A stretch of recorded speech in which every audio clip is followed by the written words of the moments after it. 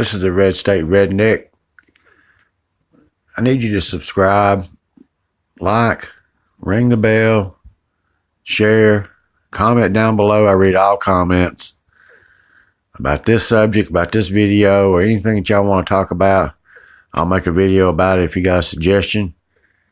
I need to get my subs up. And I also have ways you can donate to keep this channel going.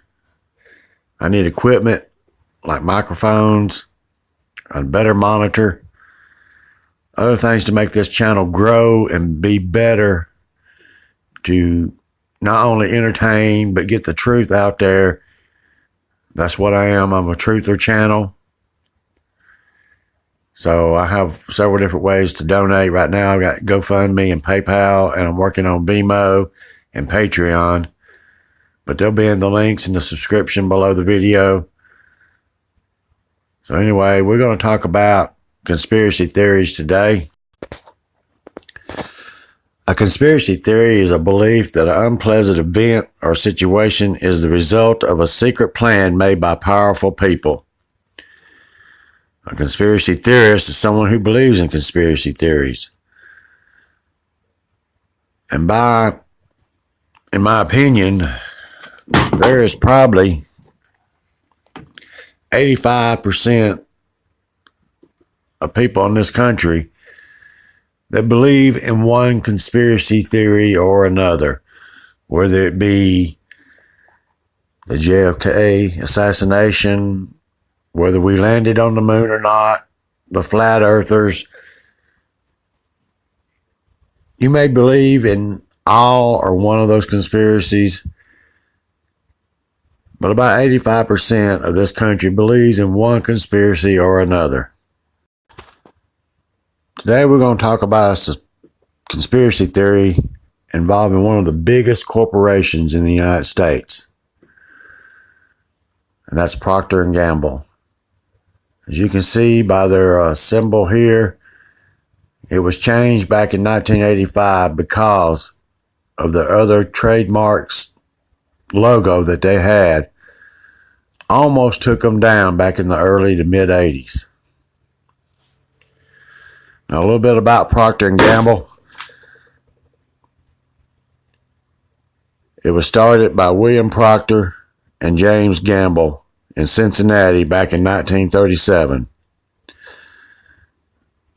Procter & Gamble is an American multinational consumer goods corporation headquartered in Cincinnati, Ohio, founded by British American William Procter and Irish American James Gamble.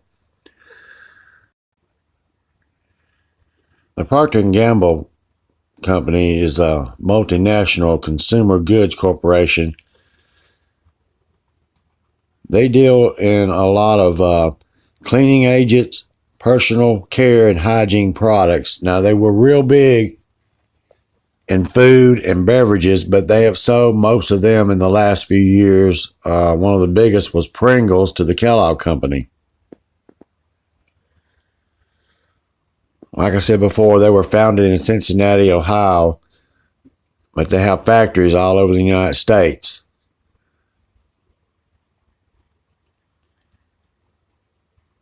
Their operating income is $13.4 billion a year, with a net income of $10.5 billion. They have a total assets of $127 billion and have 95,000 employees. In 2014, Procter & Gamble recorded $83.1 billion in sales. In 2014, Procter & Gamble announced it was streamlining the company by dropping and selling off about 100 different brands from its product portfolio in order to focus on the remaining 65 brands, which was about 95% of the company's product. Now, Procter & Gamble really took off and bought a lot of things out, including Gillette, which was their shaving and stuff like that. But they started off real humble, making candles and soap in 1937. A candle maker, William Proctor, and soap maker, James Gamble, both settled down in Cincinnati and had met and married sisters Olivia and Elizabeth Norris. Now, their respective father-in-law, Alexander Norris, persuaded his son-in-laws to come together to form a company to make candles and soap together. So on October 31st, 1937, the result of the suggestion, Procter & Gamble was created. In 1858 to 1859, sales reached about $1 million. By that point, about 80 employees worked for Procter & Gamble. During the American Civil War, the company won contracts to supply the Union Army with soaps and candles. In addition to increased profits experienced during the war, military contracts introduced soldiers all over the country to Procter & Gamble products. In the 1880s, Procter & Gamble began to market a new product, an inexpensive soap that floats in water. The company called the soap Ivory. William Arnett Proctor, William Proctor's grandson, began a profit-sharing program for the company's workforce in 1887. By giving the workers a stake in the company, he correctly assumed that they would be less likely to go on strike. The company began to build factories in other locations in the United States because the demand for products had outgrown the capacity of the Cincinnati facilities. The company's leaders began a diversity to its products as well. In 1911, began producing Crisco, a shortening made of vegetable oils rather than animal fats. As radio became more popular in the 20s and 30s, the company sponsored a number of radio programs. As a result, these shows often become known as soap operas. The company moved into other countries, both in terms of manufacturing and product sales, and become an international corporation with its 1930s acquisition of the Thomas Hedley Company based in Newcastle, England. After this acquisition, Procter & Gamble had their UK headquarters at the Hedley House in Newcastle, and numerous new products and brand names were introduced over time. The company introduced Tide laundry detergent in 1946, Prel shampoo in 1947, and in 1955, Procter & Gamble began selling toothpaste that contained fluoride known as Crest. Branching out once again in 1957, the company purchased Charmin paper mills and began manufacturing toilet paper and other tissue paper. Once again, focused on laundry, Procter & Gamble began making Downy fabric softener in the 1960s and Bounce fabric softener sheets in 1972. One of the most revolutionary products to come out on the market was the company's disposable Pampers diapers. First test marketed in 1961, the same year Procter & Gamble came out with Head and Shoulders. Prior to this point, disposable diapers were not popular, although Johnson & Johnson had developed a product called Chucks. Babies always wore cloth diapers, which were leaky and labor-intensive to wash. Pampers provided a convenient alternative, albeit the environmental cost of more waste requiring landfilling. Procter & Gamble acquired a number of other companies that diversified its product line and significantly increased profits. These acquisitions included Folgers Coffee, Pepto-Bismol, Old Spice, Max Factor, Pantene, included many, many others. In 2005, Procter & Gamble announced the acquisition of Gillette, Duracell, Braun, Oral-B, Church & Dwight, Rembrandt toothpaste, Right Guard, Soft and Dry, Dry Ideal, which were later sold to the Dial Corporation. They have bought Liquid Paper, Paper Mate, Newell rubber bands, Tag body spray.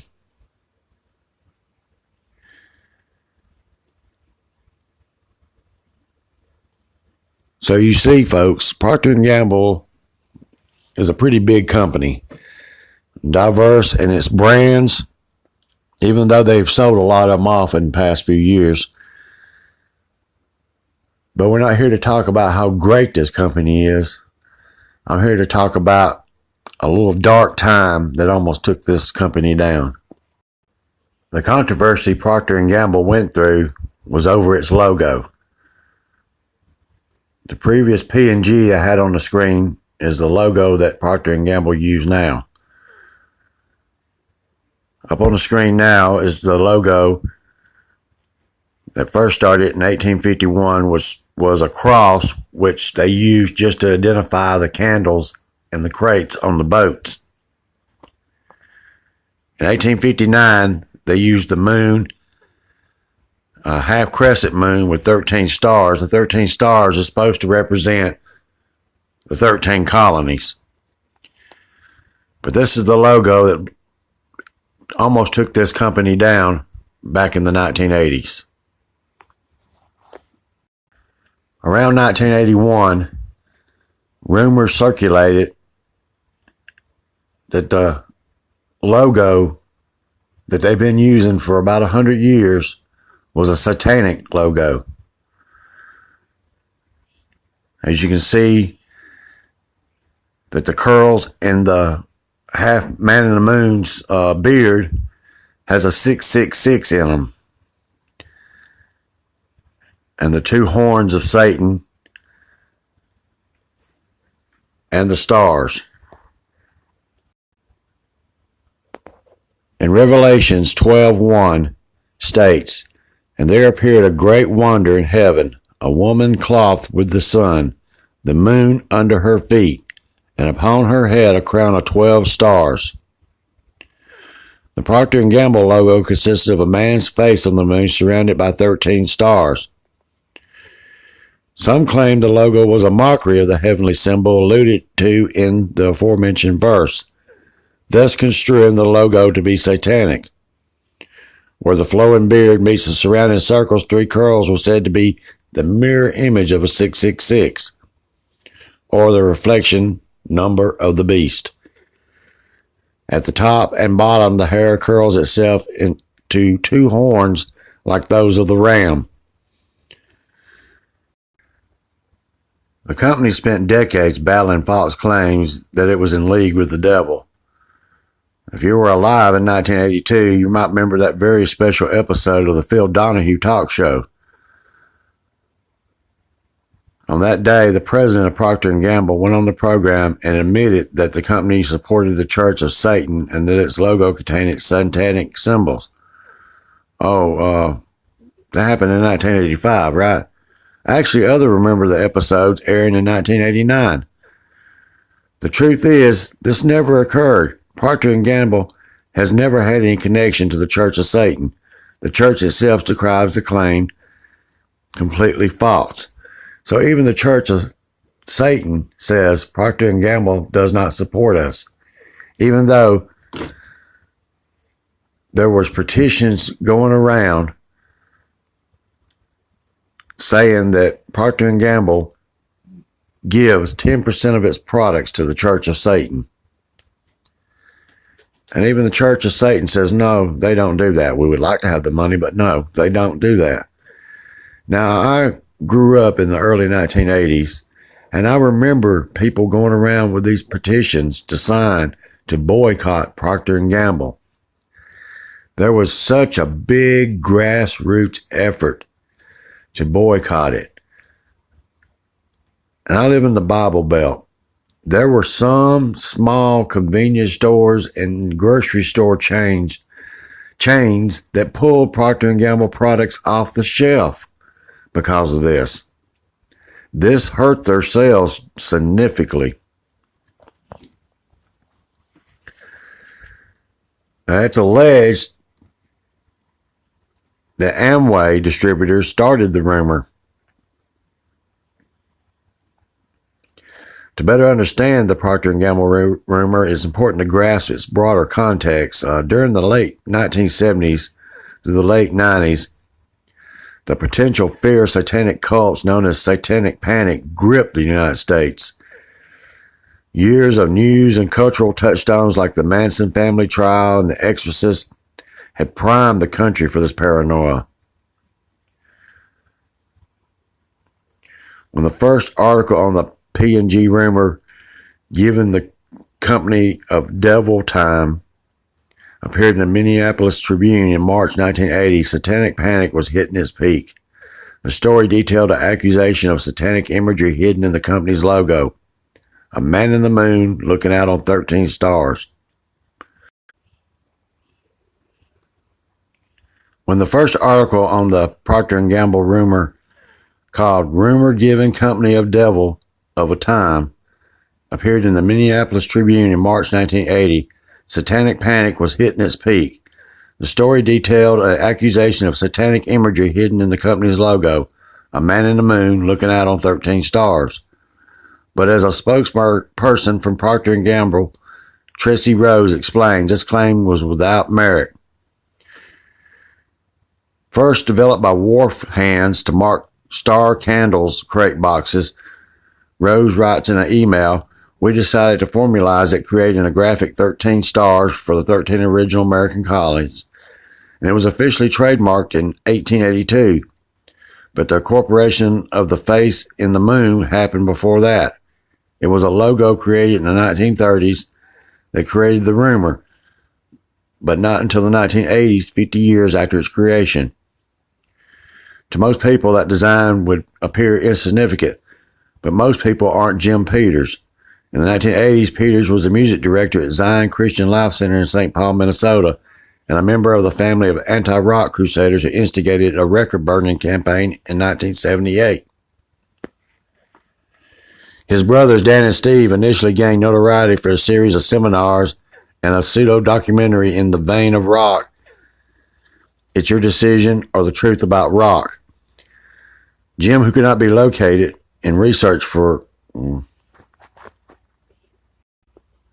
in an attempt to get out ahead of the story, Procter & Gamble filed lawsuits against a number of people caught spreading the rumor, including an Atlanta weatherman. The Phil Donahue anecdote seems to have come out of this area, appearing on leaflets alerting people to the supposed satanic connection.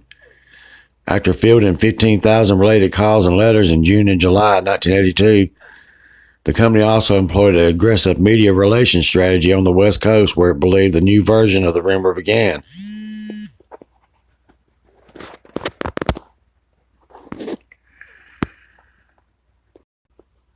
In an attempt to get out ahead of the story, Procter & Gamble filed lawsuits against a number of people caught spreading the rumor, including an Atlanta weatherman. The Phil Donahue anecdote seems to have come out of this area, appearing on leaflets alerting people to the supposed satanic connection. After fielding 15,000 related calls and letters in June and July 1982, the company also employed an aggressive media relations strategy on the West Coast, where it believed the new version of the rumor began. In a July 15, 1991 Washington Post, the Reverend J. Hurley walked down the aisle 12 of Food Line in Hagerstown, Maryland last week and reached for Cottonelle toilet paper instead of his usual brand. Buying White Cloud, he believed, would involve him in devil worship. I didn't buy Folgers coffee either.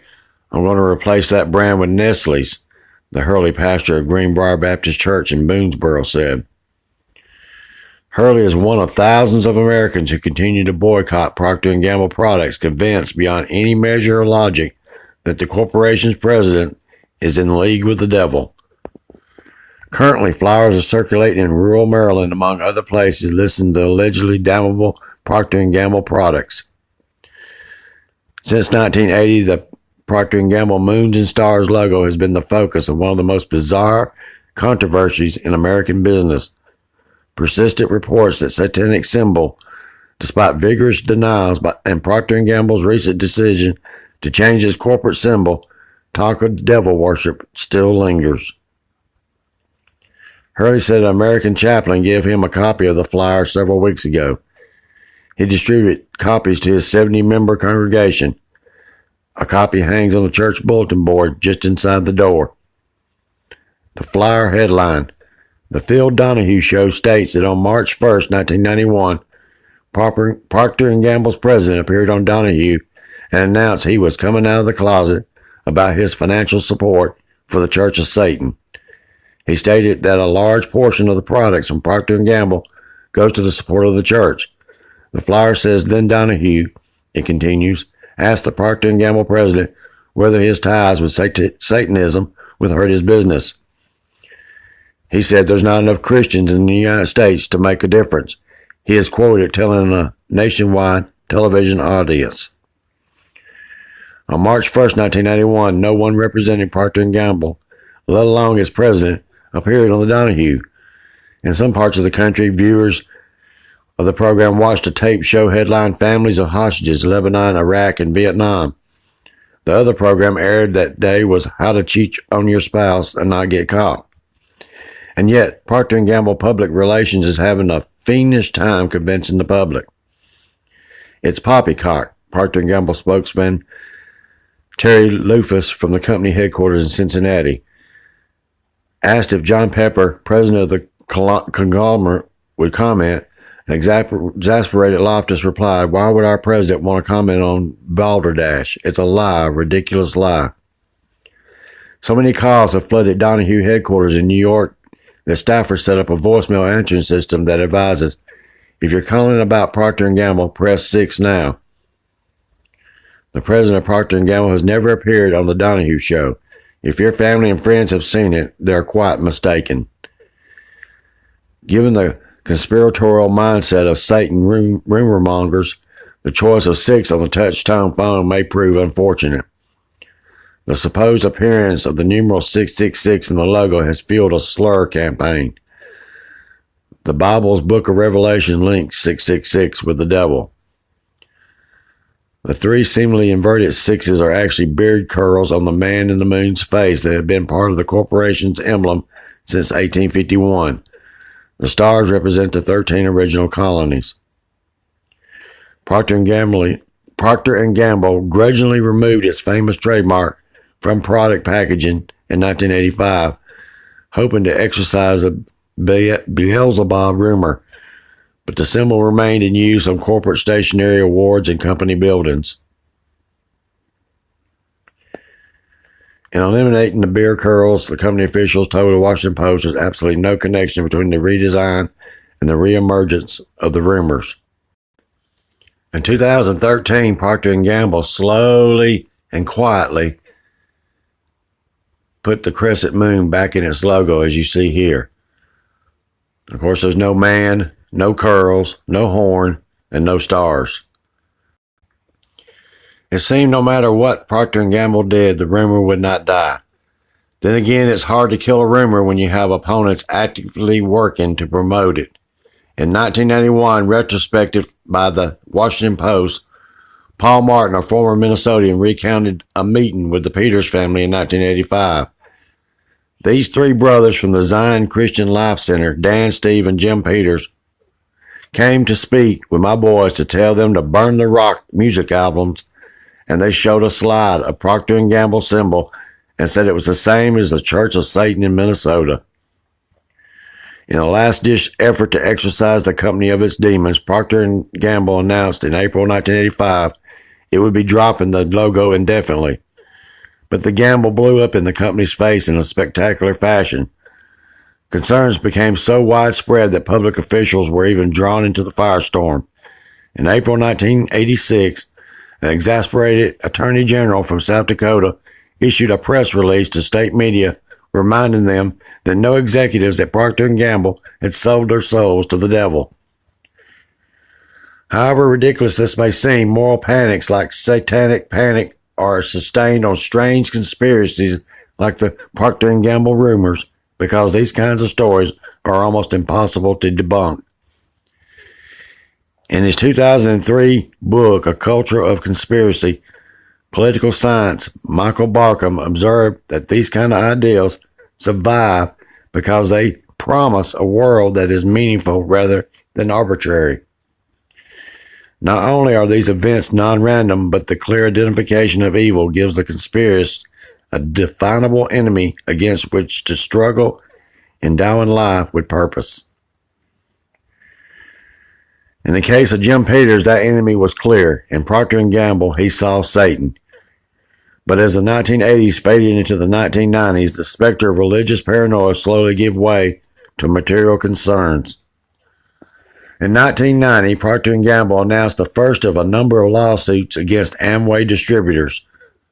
A pioneer in the field of multi-level marketing, Amway farmed out sales of its products to third-party distributors who would occasionally engage in aggressive sales tactics to boost sales. In the 1990s, and then again in 1995, Amway distributors were caught using Amway's voicemail system to send messages to consumers stating that Procter & Gamble profits supported the Church of Satan. Procter & Gamble sued in both cases, but a series of twists in the 1995 lawsuit would cause the case to take over a decade to finish. In 2007, however, Procter & Gamble won its civil suit against Amway distributors and seemingly put an end to the rumor for good. In 2013, Procter & Gamble announced the return of a moonlight design to its corporate logo. Whether this inspires a new wave of satanic rumors, only time will tell, especially in an environment in which a pizza shop can be accused of being a front for Satan-worshiping pedophiles. Jim Peters lives on the spirit of Pizzagate. Psychologist Bob Brotherton, author of Suspicious Minds, Why We Believe in Conspiracy Theories, suggests that such a salacious rumor are likely to continue finding a receptive ear. A lot of our beliefs, conspiracy theories included, are based on how well they fit with our intuition. Brotherton writes in an email, nothing that research into this subject is in aesthetic stages. No one strategy for making people a little more resistant to conspiracy theories would be to get them to slow down and process the claims more analytically and to realize that their brain might be biased. Of course, Brother added, that's easier said than done. So you see, folks, a company that started with humble beginnings from a candle maker to soap maker, joining forces to form a billion-dollar corporation, can almost be put to an end by a conspiracy theory that they're in the bed with the devil, and how hard they had to fight to clear their name. Even though this rumor started back in the early 1980s and really gained steam all the way up to the 1990s, Procter & Gamble has pulled through this, even though they're still fighting the fight. Now, this just goes to show that not all conspiracy theories are true. As we're about to find out soon, whether some of these conspiracy theories going around on YouTube and the internet are going to become true or not, only time will tell. Is there Trump-Russia collusion? Is Hillary backing human trafficking? We'll tell in time, hopefully sooner than later. This is the Red State Redneck. I hope you enjoyed this. Please like, comment, subscribe. I need more subs, so help me out here. And to help my channel grow, please consider a donation to PayPal or GoFundMe. Links down below. And I'll talk to you next time.